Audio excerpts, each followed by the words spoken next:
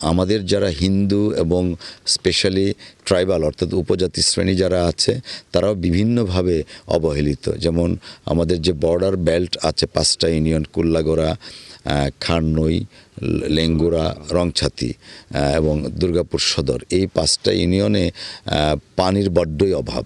তো আমার চ্যালেঞ্জ থাকবে যে কোনো মূল্যে যত তাড়াতাড়ি সম্ভব শুধুমাত্র সুপেয় পানির ব্যবস্থা করা না, দৈনন্দিন কাজেও যেন তারা পর্যাপ্ত পানি পান সে ব্যাপারে আমি চেষ্টা করব। আর সবচেয়ে বড় কথা কি, মানুষের প্রতি আমি শ্রদ্ধাশীল থাকব, আন্তরিক থাকব। অনেক কাজ একদিনে কোনো কিছু করা সম্ভব না। আমি আমার কথা দিয়ে কাজ দিয়ে মানুষকে বোঝানোর চেষ্টা করব যে ওভারনাইট চেঞ্জ করা সম্ভব না। Korean super spicy flavor Mr. Noodles.